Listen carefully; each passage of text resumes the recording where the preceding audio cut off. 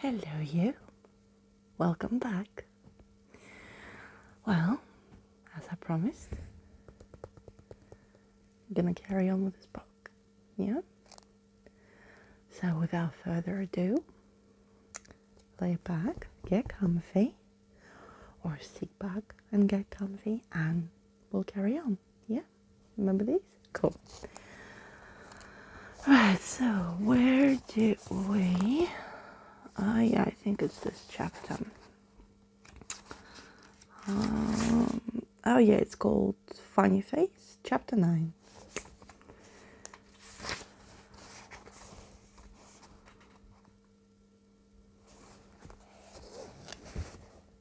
There you go. So, oof, Gap-toothed Jack grunted as he and Daisy both tumbled to the ground. The clown's stolen hat flew from Boy's hand, scattering coins across the cobbles. Daisy, meanwhile, was so surprised by the collision that she didn't even realize she was no longer invisible. By the time she sat up, Jack was staring her straight in the eye. "Where did you spring from?" Jack asked with a grin. He immediately grabbed Daisy by the arm and dragged her with him as he ducked for cover behind a fruit stall. "You should watch where you're going," tattered Daisy, pulling away. "Sorry about that. I could have sworn you weren't there a second ago," whispered Jack. "Also, you might need to see a doctor. I think I knocked your head the wrong way around." "Actually, I was unimagined this way," Daisy replied proudly. "Unimagined?" Jack repeated as the buzzing beetle landed on top of his cap. "You mean like Jackaboo here?" That's a turnout. Me and Jack figured this one. He was the only one. Whose imagination did you spring from then? "Mind your own business," Daisy replied. "And I'm pretty sure your beetle is just a plain old beetle. I'm looking for a proper and imaginary. A see-through girl with a magic pen. Have you seen her?" "Magic pen? I could do with one of those," replied Jack, looking for an opportune time to escape the square. "While I rack my memory, would you mind checking if there's a clown around? I'm sort of in his back books." "Ugh, fine. But you have to show me how to do the stealing," Daisy huffed, poking her head over the stall. "Then I'm going to steal Gal Girl's pen and stick it in." "Huh?" Daisy narrowed her eyes as she glanced up over the heads of the crowd and up to the clock tower. Its spear seemed to be giving off a faint greenish glow, and then she saw her. Hovering high above the crowd in front of the clock face, gazing down at the crowd with a pen in hand, was none other than Vortigern. Well, old Boneback was right," she hissed. "If it isn't Penderella." "I don't mean to be a bother," whispered Jack, tugging at Daisy's dress, "but is there a sign of—" "Gotcha!" As quick as a flash, a hand reached over the top of the fruit stall and grabbed Gap-toothed Jack by the collar of his jacket. The clown had found him. "No escape for you this time, boy," he growled, hoisting Captured Jack in the air. "I'll pull out the teeth you have left. See how you like thieving then." "Let me down. Did your mother teach you not to pick on a poor defenseless child?" Jack protested as the beetle buzzed angrily around the clown's head. For a moment, Daisy considered trying to help the thief, especially since she'd failed to notice the clown sneaking up on them. But then she looked back up at the clock tower. Vortigern slowly circled the spear, her pen twitching in her hand as she decided whose reality to rewrite first. Daisy glanced back at the alleyway, but there was no sign of skeleton keys. A lopsided grin spread across her face. Time you were grounded, Floaty McFloatface. She grabbed another apple from the fruit stall and strode out from behind it. Then, with an awkward spin, she flung the apple as hard as she could into the air. It flew towards the clock tower. And here's the ugly clown, and here's Gaptooth Jack, and here's Daisy.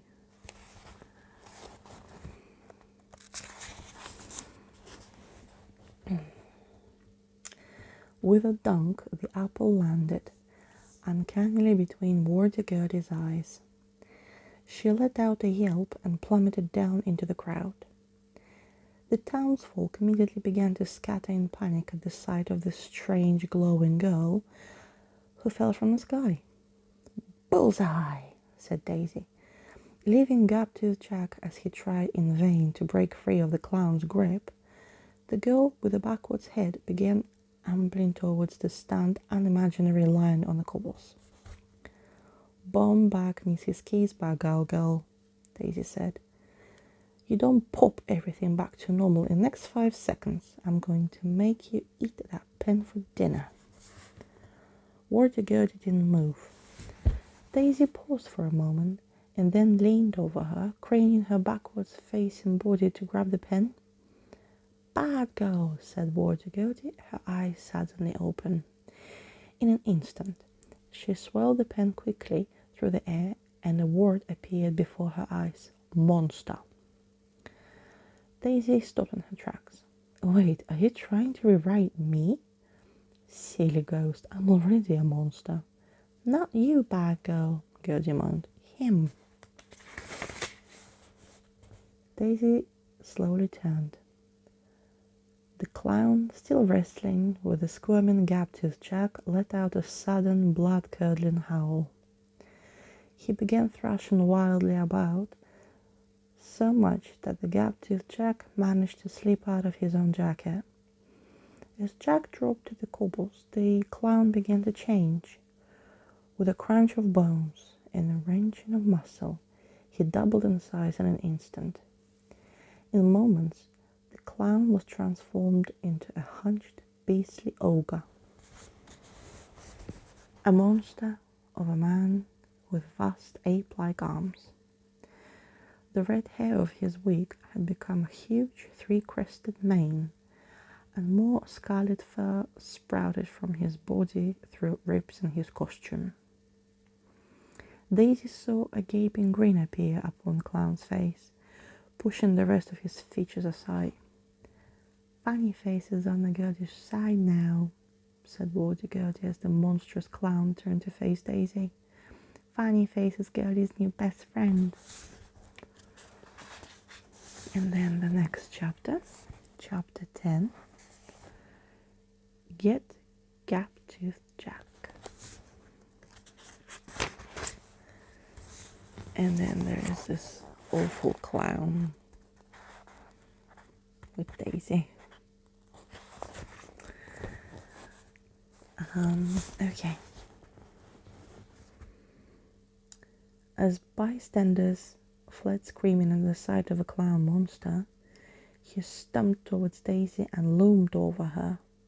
His grin, fixed and taut, drool driven through slowly between his teeth. I can't even talk now. I'll say it again. His grin, fixed and taut, drool dripping slowly between his teeth. Daisy held her nose. "You need to brush your teeth," she said as the monster's hot breath stunned her eyes. "You smell worse than everything else around here, and everything else here stinks."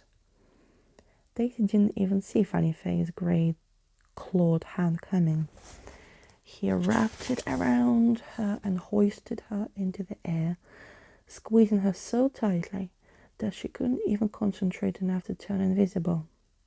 "Hold her tight while Gertie writes," said Gertie, floating triumphantly back into the air. "No one takes pen. Gertie will teach you. Gertie will turn bad girl into the apple. Water Gertie held her pen in front of Daisy's face, except it suddenly wasn't there. Her hand was empty. Pen? She shrieked, looked around. Where is pen? What, you mean this pen? Said a voice. Gertie spun around in the air. As the last of the panicking crowd flew the square, there standing firm was Gaptooth Jack, and he was holding Water Gertie's pen. Pen! Water Gertie's cry echoed around the square. Catch me if you can, snay me if you dare, cried Gaptooth Jack. He raced towards the clock tower and immediately began scaling it with breathtaking agility. Funny face, get pen, bring the stinker down, howled Water Gertie. At her command, the grinning monster dropped Daisy onto the cobbles and strode towards the clock tower with the thunderous steps. He wasted no time in wrapping his great arms around the base of the tower. Incredible muscles strained as Funny Face pulled with all his might. Gaptooth Jack climbed higher, his beetle buzzing frantically around his head. He heard the creak and the crack of splintering wood as the tower began to shudder and sway. Then, with a single almighty heave, the monster wrenched the entire structure from its foundations. Below, a dazed Daisy sat up just as a dark shadow fell over her. The tower was falling. She looked up and saw the clock face racing towards her. There was no way she could get out of here. And then she heard this, Daisy! No sooner had Daisy heard Skeleton Key's cry than she felt bony hands scoop her off the ground. An instant later, ground shuddering crush filled the air as the tower smashed on its cobbles. Right now, I'm gonna whisper because we have really noisy and really annoying neighbors outside, and it's 11 o'clock now. So I'm gonna whisper more or less, okay? And I hope that will actually make you go to sleep fast or just relax a bit more, okay? So I'll try to whisper. So where was I? Okay.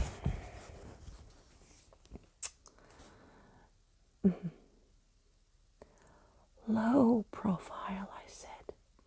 Skeleton Keys groaned as they lay in a crumpled heap inches from the wreckage of the tower. Thick clouds of choking dust filled the air. What is that supposed to mean? Daisy whisked. I mean, is there no situation into which you cannot inject chaos and calamity? Replied Skeleton. I didn't do anything, Daisy protested. And while we are on the subject, neither did you. Did you not see the giant clown monster? I wasn't hiding for the sake of the universe. Daisy, could you not, just for once, focus on catastrophe in hand instead of creating more? We must find Water Gertie and retrieve her pen so that... Funny Face, find Gertie's pen. By my bones, I can hear her. Pay attention, Daisy. Water Gertie's close. Obviously, Daisy groaned, casting her gaze through the dust across the square. She could see Water Gertie and her clown monster already scouring the wreckage of the clock tower, but there was no sign of Gaptooth Jack. That is until she spotted a familiar beetle fly over the wreckage to an alleyway on the other side of the square. There was Water Gertie's pen around his fingers. It was Gaptooth Jack. He's got it. He's got the pen, said Daisy as the beetle came to rest atop of Thief's head. Who? Gaptooth Jack. Backtooth who? Gaptooth. You know what? Never mind. He stole the Gal Girl's pen, said Daisy, pointing to the alley as Gaptooth Jack darted away. We can take it from him instead of having to fight the girl's smelly breath monster. Come on. Wait, all our efforts to retrieve the pen will be in vain if I bump into Emily and the universe explodes. We must wait for the dead of the night, when the city slumbers. Then we can retrieve the pen from the gum-toothed John, and Walter Gertie will have no choice but to return my keys. Night time is ages away, Daisy hissed. If we let Happily Gappily get away now, how will we ever find them? It has been a century or two, but I know the city like the back of my carpal bones, said Skeleton Keys, dusting himself off. I shall simply follow my nose. Daisy reached her hand around her back and slapped her palm against the forehead. You don't even have a nose. Right, next chapter. It's called Skeleton Keys Follows His Nose.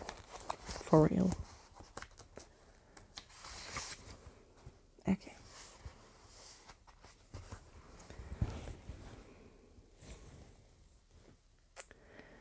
Despite Daisy's protestations, Skeleton Keys would not begin his search for Gaptooth Jack until nightfall. As darkness fell, they set off, making their way into the dingy heart of the city. Wide, lamp-lit roads gave way to narrow, gloomy back streets. Everywhere Daisy looked, she saw shabby, ramshackle buildings, rising higher and higher to the furthest, obscuring even the faintest moonlight.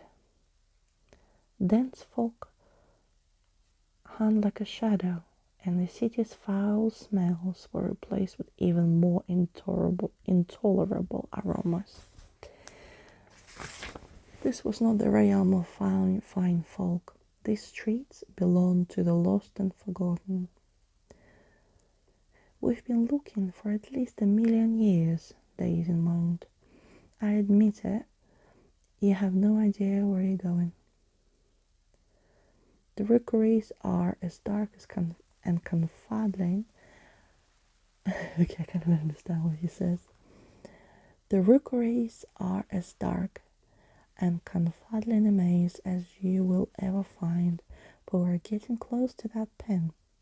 I can feel it in my bones, whispered Skeleton Keys, checking his scarf. These guys. But every moment we remain in the city, we run the risk of bursting the universe like an overinflated balloon, the end of everything. It would be a relief. This dump has the smelliest stink so far. I bet your precious girlfriend wouldn't have been seen dead in a place like this. Ah, but Emily's life did not begin as it ended. Once upon a tale, she was no more than... Skeleton Keys stopped outside the door, so bafflingly small that Daisy didn't even notice it until the skeleton leaned low and twisted the handle. Here? Asked the dubious Daisy.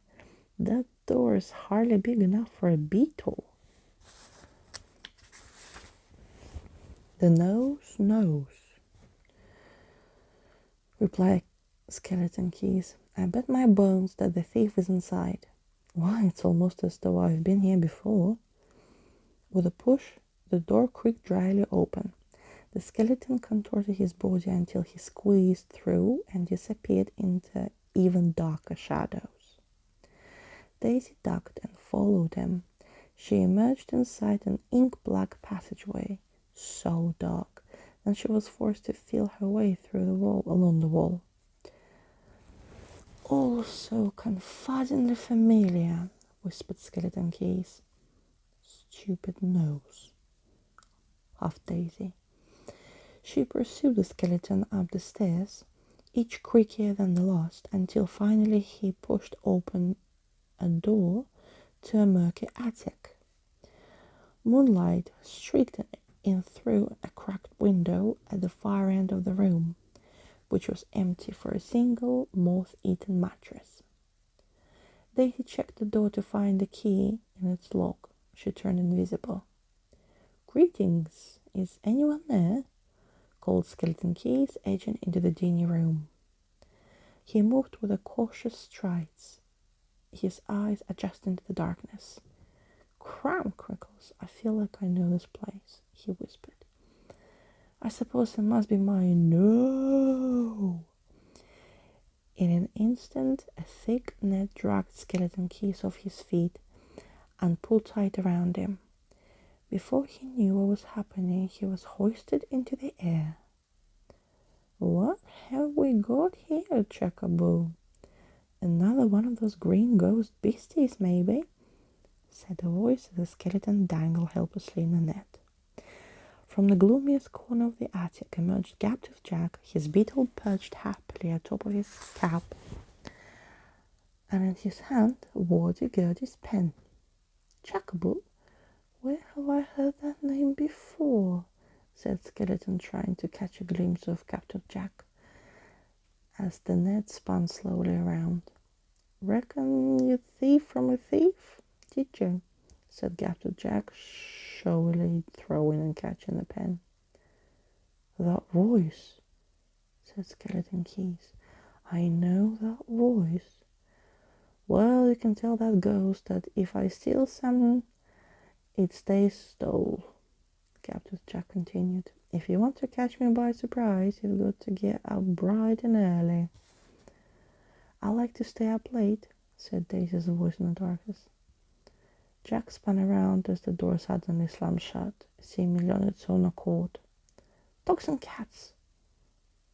"Dogs and cats?" repeated Skeleton Keys, trying to squeeze his face through the net to get a better look. "Why, the only folk to utter that snappy catchphrase are old Mr. Keys and... oh no." The key in the door turned with a click-clunk before removing itself from the door and hanging suspended in the air. A moment later, Daisy materialized, key in hand. "Boo! Guess who?" she said with a lopsided grin. "You?" Jack cried. "We need that pen, so give," Daisy replied. With that, she dropped the key through a wide crack in the floorboards, and it disappeared into darkness. "Daisy, wait," Skeleton Keys pleaded in his loudest whisper. "It is her." "Stay out of this bone bag," said Daisy. "Me and Tommy Toothless here are having... wait, what? Did you say her?" Captive Jack turned slowly towards dangling Skeleton Keys. The glow of moonlight from the window illuminated the boy's face. "By my bones it is," Skeleton Keys muttered in dread. "It's Emily." So, there is Skeleton Keys in the middle of the net. There is Captive Jack, or Emily as we discovered. And there is Daisy in this really, really small dark room.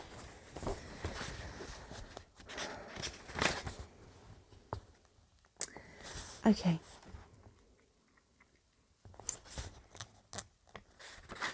This is all an explanation about Emily.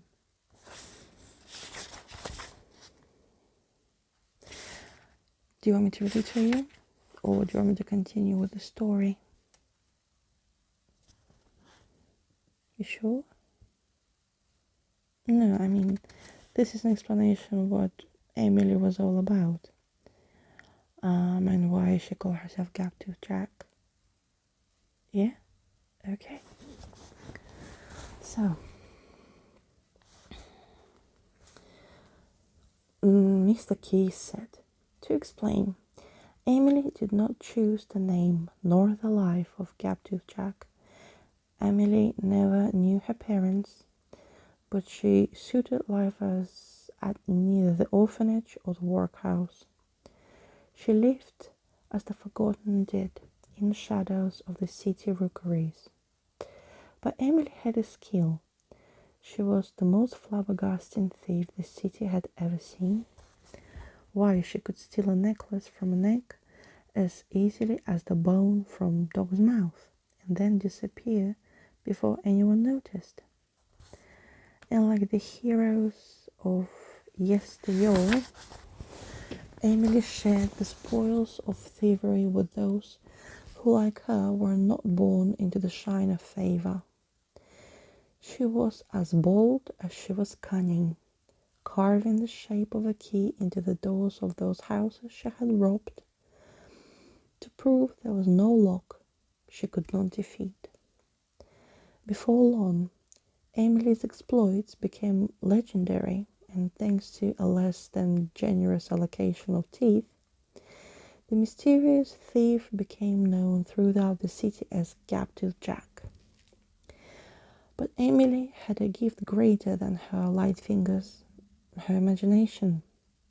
She imagined ifs not just to keep her company, but to help her, the flying beetle Chacabo, to guide her through the city, and in time, a dapper and darling skeleton whose key-tipped fingers could open any door, even those to hidden worlds and secret places. And of course, Emily and Eve did not stay imaginary for long. Chacabo was unimagined first, and when the time was right, Emily imagined old Mr. Keys. And she imagined him so wildly and so well that I suddenly became as real as eyebrows. But alas, that is impossible. I cannot be unimagined. For although I'm here talking to you now, I have, in the tale you have come to know as the legend of Gaptooth Jack, just encountered Emily by the way of the key to time, thus breaking rules 1 to 11 of time travel. Never bump into your own past. She used to say the end of everything is upon us. It seems all that remains is for the universe to explode into billion bits. She will never unimagine me, and so I cannot be here talking to you in this very moment. Time travel really is the most confuddling mess. Okay, so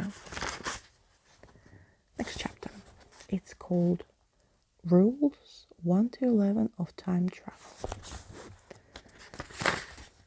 Okay, so Emily, as in that Emily? Bloated Daisy as she glowered at the boy. You're Emily? How do you know my name? Well, that name. What in the name of my dear departed thief is going on? Nothing, no one, screeched Skeleton Keys in panic, quite certain that everything was about to end. Please come no closer. Silly, stupid, back. You follow your own nose to the one person you said we couldn't bump into. Did Gaptooth Jack did not ring any bells? I have never heard that name, replied Skeleton Keys. I only ever knew her. I mean, nothing. Do not mind me. Please be on your way. Hold your horseshoes, the pair of you, Emily said, pocketing Vortigody's pen. I've never told my name to another living soul. Who are you? Why, my name is, Bones. Yes, it is. Bartholomew Bones, shrieked Skeleton Keys. Now please, not a step closer. Emily peered suspiciously at Bartholomew Bones. Though the scarf was still wrapped around his head, there was something more than a little familiar about this intruder. Wait, I know you, Emily muttered, slowly reaching her hand towards the net. No, stay back. Reality is on the brink of obliteration, and I have the most rottering cold. Stop, do not. But it was too late. Emily grabbed the scarf wrapped around Skeleton Key's head and pulled. It spun away in a coil, revealing his skull in all its bony glory. Come, Mr. Keys? No, what have you done? Run from the pumpkin, run from the end of everything. Everyone froze as Skeleton Keys writhed helplessly inside the net. He yanked and pulled, grunting and gasping. After a few moments, his exertions began to slow, until finally he gave up with a feeble shrug. There was a long pause, then silence, then an awkward moment, then another pause. I confess I thought the end of everything would be more dramatic. I knew it, Daisy snapped. Look around, you barmy bag of bones. Everything's fine. Can it be? Skeleton Keys murmured. Reality has not sneezed itself to pieces? Not even a bit. I'll bet my backwards head that Nancy never washed here made up the whole rule to stop you living in the past, said Daisy. She sighed as she glanced around the gloomy attic, which is literally what we're doing here right now. Cheese and biscuits, what greener in luck. Everything has not ended, cried Skeleton Keys. What is the end of everything? Mr. Keys, is that really you? Said Emily. She kicked the makeshift lever on the floor to release the net with Skeleton Keys in it.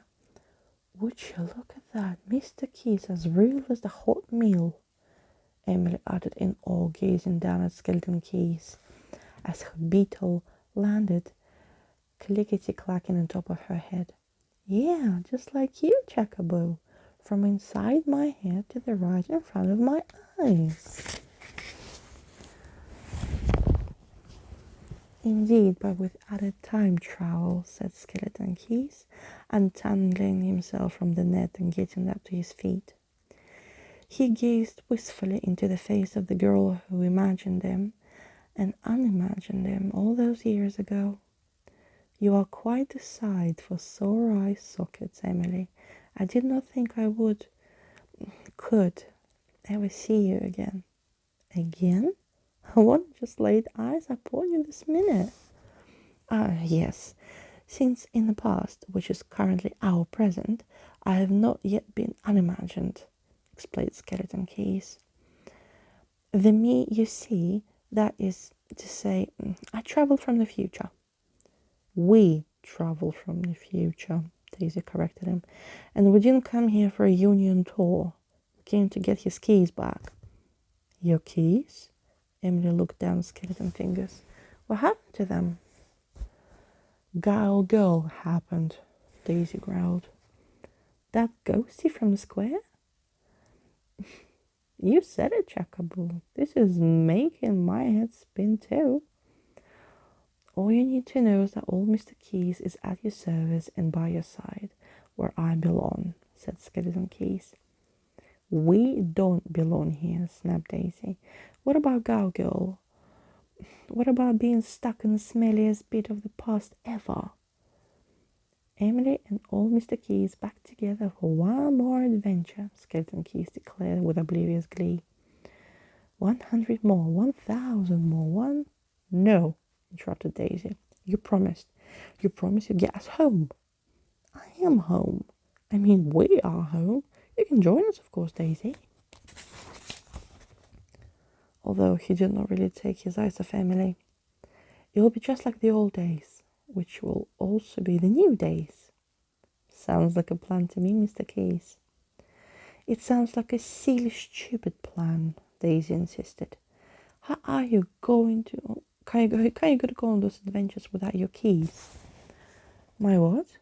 Ah, those, said Skeleton, glancing at his hands. With a shrug, he added, details. The point is that the adventure can begin again, for the first time. This is perfect. This is destiny. This is fine face, said Emily. Exactly. Wait, what? Emily stared past him and blinking to the window. Skeleton Keys turned and peered through the broken pane. On the next rooftop, across the wide, deep drop, stood the green monster, Funny Face.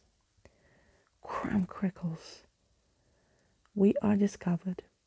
There is not much hidden about our hideout anymore, is there, Chacaboo? Curse me for a saddle goose, said Skeleton Keys. I fear that rough-handed rock slugger followed us here.